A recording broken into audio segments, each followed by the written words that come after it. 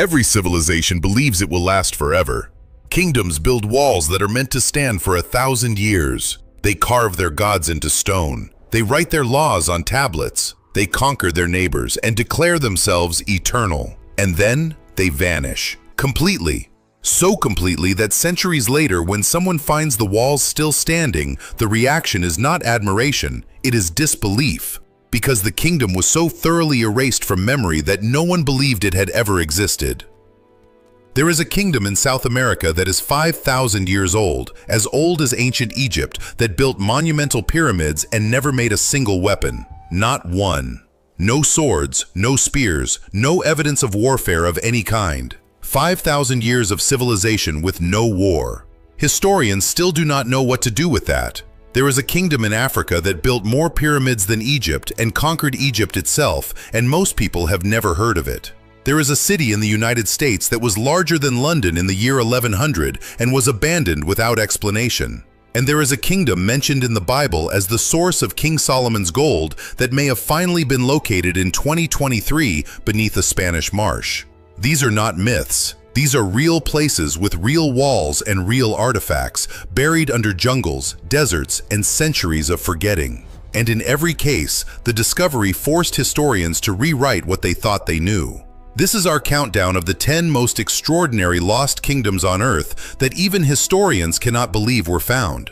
Stay until the end, because number 1 is a civilization so old and so peaceful that it breaks every theory about how human societies are supposed to develop. Before we start, drop a comment telling us where you are watching from and what time it is right now. We want to see how many countries this video reaches.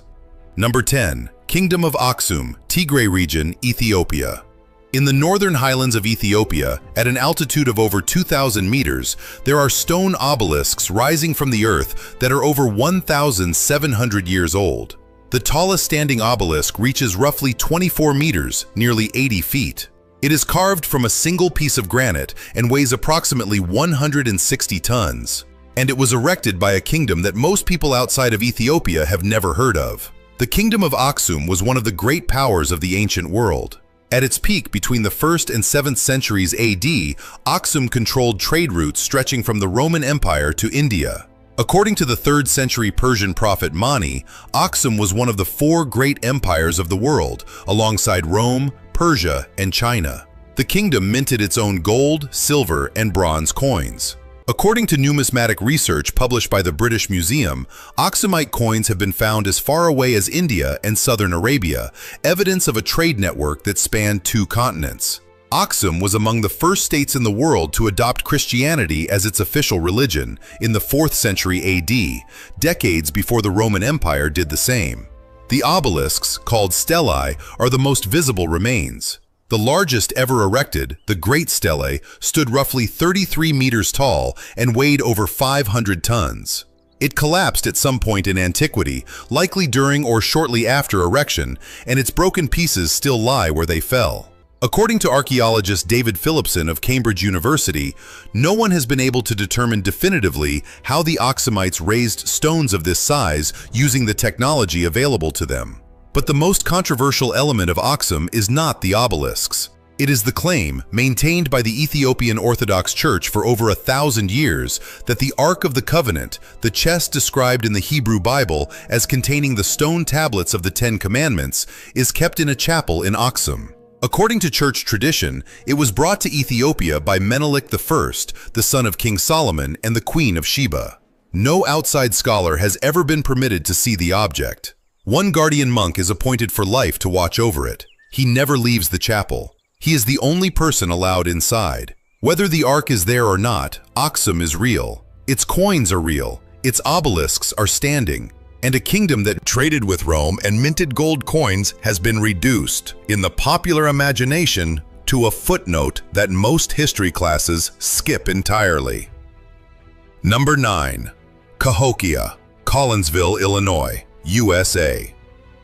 In the year 1100 AD, the largest city in North America was not in Mexico. It was not on the coast. It was in the middle of what is now southern Illinois, roughly 13 kilometers east of present-day St. Louis, on a flat floodplain beside the Mississippi River. The city covered roughly 16 square kilometers. Its population is estimated between 10,000 and 20,000 people, though some researchers argue for significantly higher numbers. At the time, London had a population of roughly 15,000. Cahokia was at least as large, and possibly larger than the most important city in England. According to archaeological research published by the University of Illinois and the Cahokia Mounds State Historic Site, the city contained over 120 earthen mounds, the largest of which, Monk's Mound, covers roughly 6 hectares at its base and rises roughly 30 meters, 100 feet, above the surrounding plain. In terms of base area, it is larger than the Great Pyramid of Giza. Monk's Mound was constructed entirely by hand. Workers carried baskets of earth on their backs, load by load, over the course of decades or centuries. According to geological analysis of the mound's internal structure, the builders demonstrated sophisticated engineering knowledge, using different types of clay in alternating layers to prevent erosion and structural failure. The city had a grand plaza aligned to cardinal directions. A wooden circle of posts, dubbed Woodhenge by archaeologists, functioned as a solar calendar, with specific posts aligning with the sunrise on the equinoxes and solstices. According to research by archaeoastronomer Timothy Pocketat of the University of Illinois, the precision of the alignments indicates formal astronomical knowledge, and then, sometime around 1400 AD, the city was abandoned. Completely. The population dispersed. The mounds were left standing. No European explorer who arrived in the region in the following centuries found a functioning city. Only mounds that they initially attributed to a lost race, refusing to believe that indigenous peoples could have built them. The largest city north of Mexico, a pyramid base bigger than Giza, a solar calendar made of wooden posts, built by people who left no written record and then walked away from everything they had built. No one knows why. The city is still there, surrounded by suburbs and highways, 1,000 years of silence sitting next to a shopping mall. Number 8. Kingdom of Kush, Meroe, Sudan. There are more pyramids in Sudan than in Egypt, not by a small margin, by a factor of nearly 2. Egypt has roughly 138 known pyramids. Sudan has over 255, and almost no one knows this. The pyramids of Meroe, the royal capital of the Kingdom of Kush, rise from the Sudanese desert in clusters. They are steeper and narrower than their Egyptian counterparts, with sharp angles and small chapels attached to their eastern faces. They are also significantly less famous, which is remarkable given what the kingdom that built them actually accomplished. According to research published by the Sudan National Museum and the German Archaeological Institute, the Kingdom of Kush existed for over 1,000 years, from roughly 1070 BCE to 350 CE. During the 8th century BCE, Kush conquered Egypt. The Kushite pharaohs of the 25th dynasty ruled the entire Nile Valley from Nubia to the Mediterranean. An African kingdom south of Egypt conquered Egypt itself and ruled it for nearly a century. The Kushites were not imitators. According to archaeologist Timothy Kendall of Northeastern University, while they adopted certain Egyptian religious and architectural traditions, they developed their own writing system, Meroitic, which has only been partially deciphered. They had their own gods, their own artistic style, and their own iron-smelting technology that was among the most advanced in the ancient world. The pyramids at Meroe served as royal tombs. Over 40 kings and queens were buried beneath them. In the 1830s, Italian explorer Giuseppe Ferlini dynamited the tops of several pyramids searching for gold. He found treasure in 1. The tomb of Queen Amanashakheto, including gold jewelry now held in museums in Munich and Berlin. The damage to the pyramids was permanent and irreversible. A kingdom that conquered Egypt, that developed its own writing system, that built more pyramids than the civilization it is always compared to, and that most people have never heard of because history books spend 3 chapters on Egypt and half a sentence on Kush. The pyramids are still standing in the Sudanese desert. The tourists are in Giza. Number 7. Nabatean Kingdom, Hegra, Madain Saleh, Al-Ula, Saudi Arabia.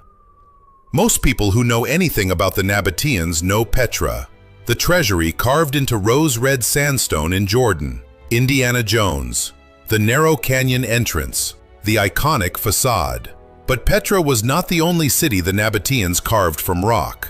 600 kilometers to the south, in the Saudi Arabian desert, there is a second Nabatean city that was sealed off from the outside world for decades and opened to international tourism only in 2020.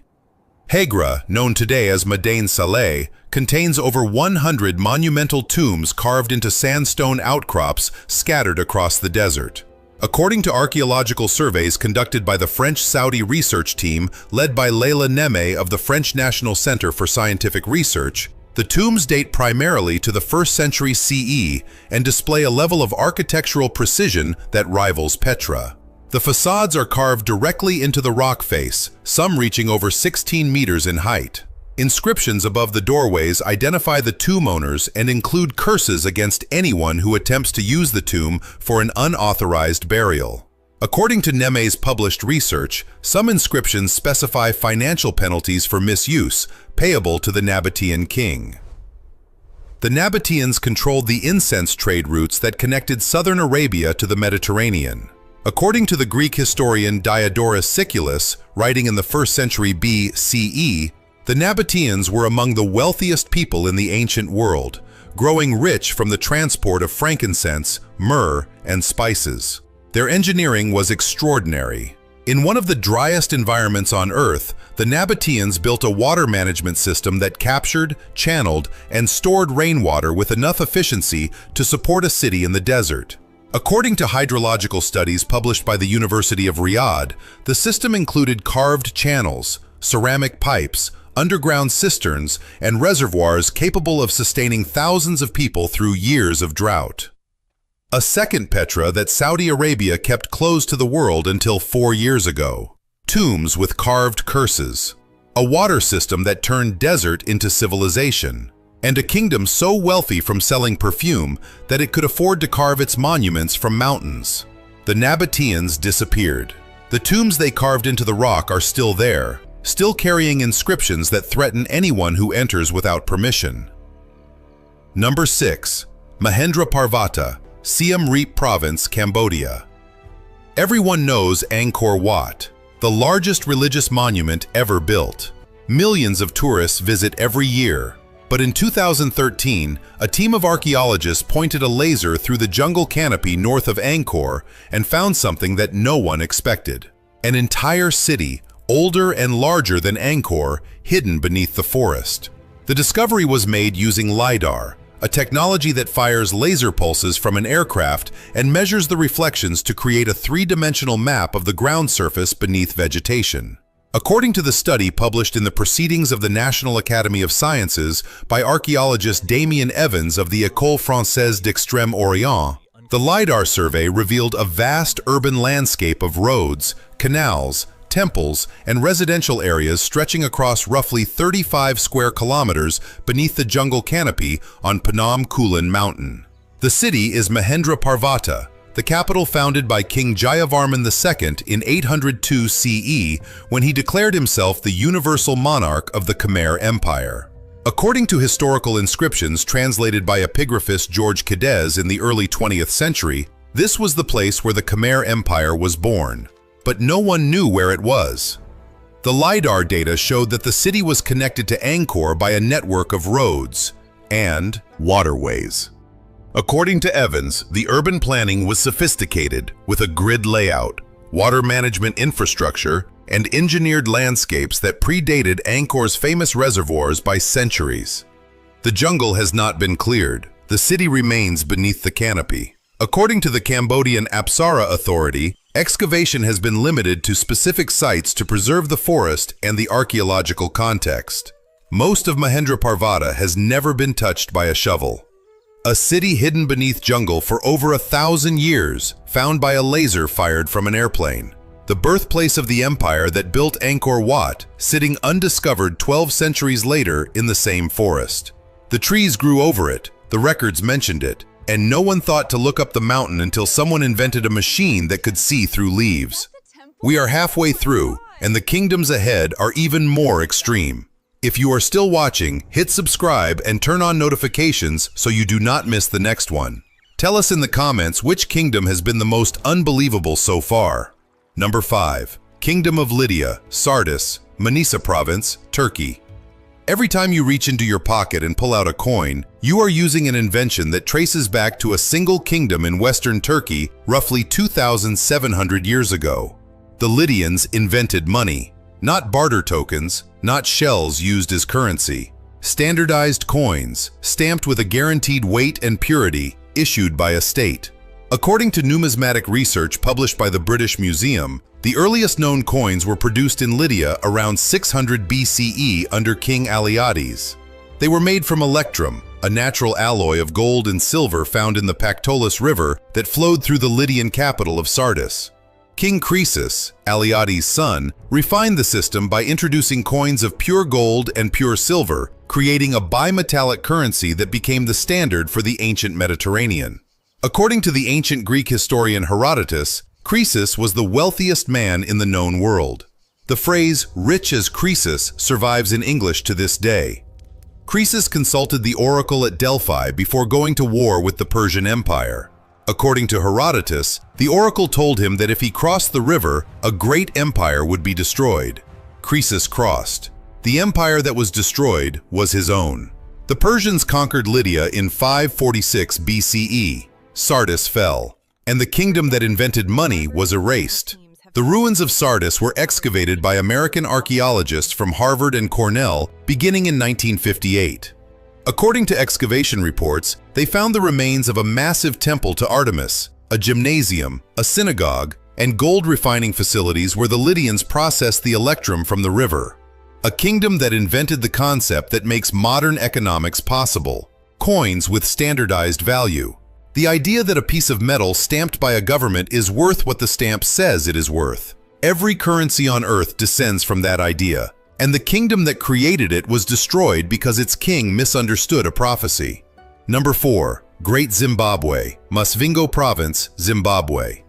In the southeastern hills of Zimbabwe, roughly 30 kilometers from the modern city of Masvingo, there are stone walls that rise over 11 meters, roughly 36 feet, above the valley floor. They are built from precisely cut granite blocks fitted together without mortar, without cement, without any binding agent of any kind.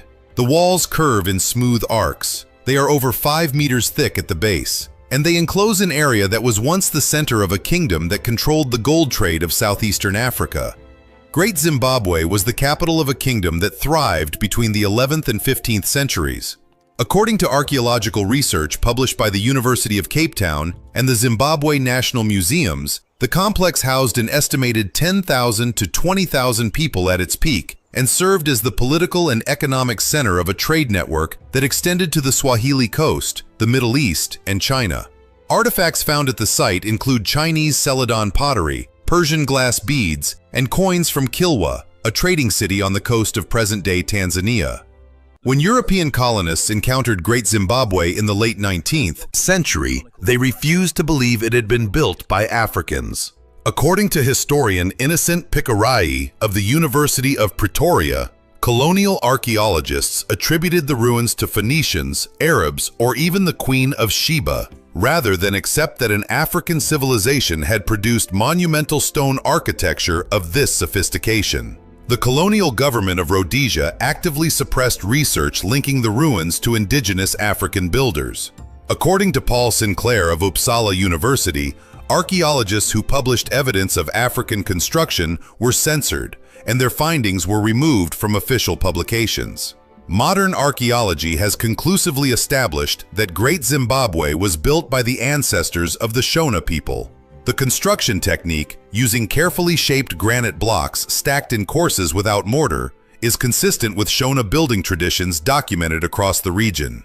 Stone walls 11 meters high built without mortar by a civilization that traded with China. And when Europeans found them, their first response was to insist that someone else must have built them. The walls stood for 1,000 years. The denial lasted barely a century. The country that the ruins sit in took its name from them. The ruins won. Number 3. Tartessos, Huelva, and Seville provinces, Spain. There is a kingdom mentioned in the Bible. The Book of Kings and the Book of Chronicles describe ships sent by King Solomon to a place called Tarshish, returning with gold, silver, ivory, and peacocks. Greek historians wrote about a fabulously wealthy kingdom in the far west of the known world, beyond the Pillars of Hercules, ruled by a king named Arganthonios, who lived, according to Herodotus, to the age of 120. For over 2,000 years, no one knew where Tartessos was, or whether it existed at all. In 2023, a team led by archaeologist Sebastian Celestino of the Spanish National Research Council announced the results of excavations at Casas del Turuñuelo, a site in the Guadiana River Valley in southwestern Spain. According to their findings, published in multiple peer-reviewed journals, the site contained a monumental building with walls preserved to a height of over 7 meters, elaborate stone staircases, and evidence of a mass animal sacrifice involving at least 52 horses and cattle. The building was deliberately destroyed and buried by its own inhabitants around 500 BCE. According to Celestino, the structure was filled with earth and sealed, preserving it in extraordinary condition. The excavation revealed sculptured reliefs of human faces, the first figurative art ever found from the Tartessian culture. Previous discoveries in the region had already hinted at the kingdom's existence. A treasure hoard found in 1958 at El Carambolo near Seville contained gold jewelry of exceptional craftsmanship. Bronze objects inscribed with an undeciphered script known as Tartessian or Southwestern script have been found across southern Portugal and Spain. According to linguist John Koch of the University of Wales, the Tartessian script may represent the oldest written Celtic language, though this interpretation remains debated. The script has not been fully deciphered. A kingdom that the Bible calls the source of Solomon's gold, that Greek historians described as the richest in the Western world, that archaeologists spent centuries dismissing as legend, and that a team in Spain may have finally found, buried under a marsh, deliberately hidden by the people who built it 2,500 years ago. They destroyed their own building, filled it with earth, and walked away. And the question that no one can answer is the same question that makes Tartessos the third most extraordinary lost kingdom on this list. Why did they bury it? Number 2. Silla Kingdom, Gyeongju, North Gyeongsang Province, South Korea. In the southeastern corner of the Korean peninsula, there is a city that was the capital of a kingdom for nearly 1,000 years. At its peak in the 9th century, the city had a population estimated at over 1 million people, making it one of the largest cities on Earth at the time. Today, the city is surrounded by grass-covered mounds so large they look like green hills. They are not hills, they are tombs. The Silla Kingdom ruled the Korean peninsula from 57 BCE to 935 CE, one of the longest reigning dynasties in world history. According to research published by the Gyeongju National Museum and the Korean Cultural Heritage Foundation, the royal tombs of Gyeongju contain some of the most extraordinary burial goods ever discovered in East Asia. In 1973, excavation of Tomb 155, known as the Heavenly Horse Tomb, revealed a gold crown of astonishing complexity. The crown features upright branches decorated with jade pendants and gold spangles, designed to tremble and shimmer with every movement of the wearer's head. According to art historian Sarah Nelson of the University of Denver, Silla gold crowns have no parallel anywhere in the ancient world. They are unique in design, technique, and concept. Over 30 gold crowns and crown ornaments have been recovered from the Gyeongju tombs. According to the National Museum of Korea, the tombs also contained gold belts, gold shoes, glass vessels from the Roman Empire and Persia, and swords with gold hilts. The presence of Roman glass in Korean tombs demonstrates that the Silla Kingdom was connected to trade networks stretching across the entire Eurasian continent. The tombs were built using a technique that made them virtually impervious to robbery. According to archaeological analysis, the burial chamber was covered with layers of stone, then sealed beneath an enormous mound of earth. Unlike Egyptian pyramids, which have entrance corridors, Silla tombs have no entrance. To reach the burial chamber, you must dig through the entire mound. This is why, after 1,000 years, the gold was still there. A kingdom that lasted nearly 1,000 years buried its rulers under artificial hills filled with gold crowns that shimmer when you move, and sealed them so thoroughly that the treasure survived a millennium of wars, invasions, and regime changes without being touched. The hills are still there, covered in grass, in the middle of a modern city. People walk their dogs over the tombs of kings who wore gold. Before we reveal number 1, look at the subscribe button. If it is not red yet, fix that. And drop a comment telling us which lost kingdom shocked you the most. We read every single one. Number 1. Caral Supe Civilization, Supe Valley, Lima region, Peru. And now, the civilization that breaks the rules. In the arid Supe Valley of coastal Peru, roughly 200 kilometers north of Lima, there are 6 pyramids. The largest, the Pirámide Mayor, is roughly 150 meters long and nearly 20 meters high. The complex includes sunken circular plazas, residential areas, and an amphitheater. Radiocarbon dating places the earliest construction at approximately 3000 BCE, 5,000 years ago, contemporary with the early Egyptian pyramids, contemporary with the first cities of Mesopotamia, contemporary with the oldest known civilizations on Earth. According to research by archaeologist Ruth Shady Solis of the National University of San Marcos, who has led excavations at Caral since 1996 and published her findings in the journal Science in 2001, the Caral Supe civilization is the oldest known urban center in the Americas. It predates the Olmec by nearly 2,000 years. It predates the Maya by over 2,500 years. The civilization supported a population of roughly 3,000 people across the main site and at least 17 satellite settlements in the surrounding valleys. They built monumental architecture, developed complex social organization, and maintained a trade network that connected the coast to the Andean highlands and the Amazon basin. Cotton nets from the coast were traded for food from the interior. Spondylus shells were traded over distances of hundreds of kilometers. But it is not the age that makes Caral extraordinary. It is what is missing. According to Shady Solis, no weapons have been found at Caral, no fortifications, no evidence of warfare, no burned buildings, no mass graves, no depictions of combat, no weapons caches. In over 2 decades of continuous excavation across multiple sites, not a single artifact associated with armed conflict has been recovered. A civilization that lasted for roughly 2,000 years, from 3000 BCE to approximately 1000 BCE, that built pyramids and plazas and organized a complex society across multiple settlements, apparently did so without war. This finding is so at odds with established theories of state formation that it has generated significant debate. According to the Standard Model, articulated by anthropologists including Robert Carnero of the American Museum of Natural History, early states form through competition and conflict. Warfare drives centralization. Centralization drives hierarchy. Hierarchy drives monumental construction. Violence is the engine of civilization. Caral suggests an alternative.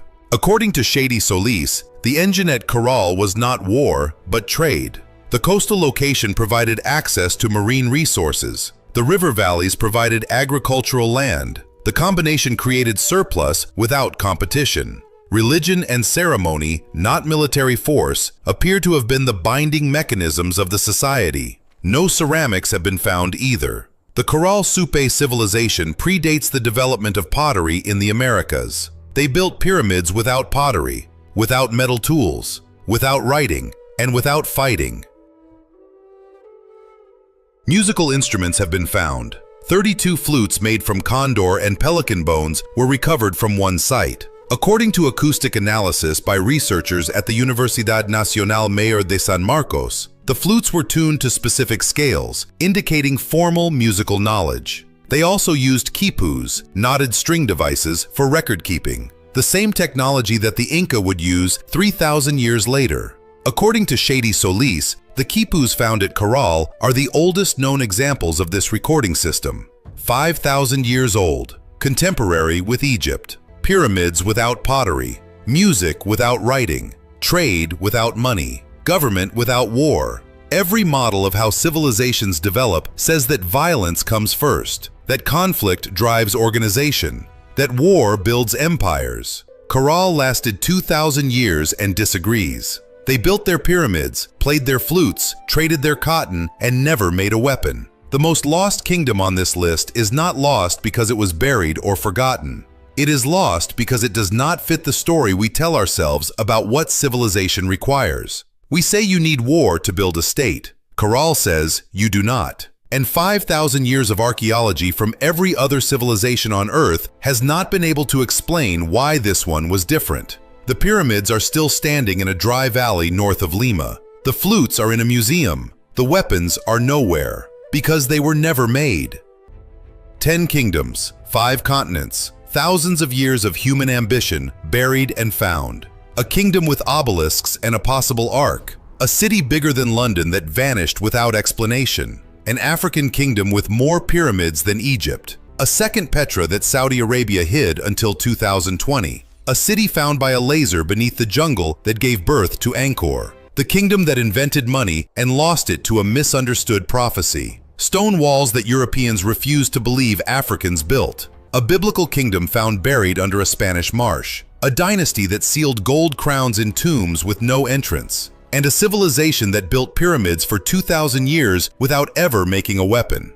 Which kingdom changed what you thought you knew about history? Tell us in the comments. And if you made it to the end, you already know this channel is for you. Hit subscribe. Turn on notifications. The next video takes you somewhere even more lost. We will see you there.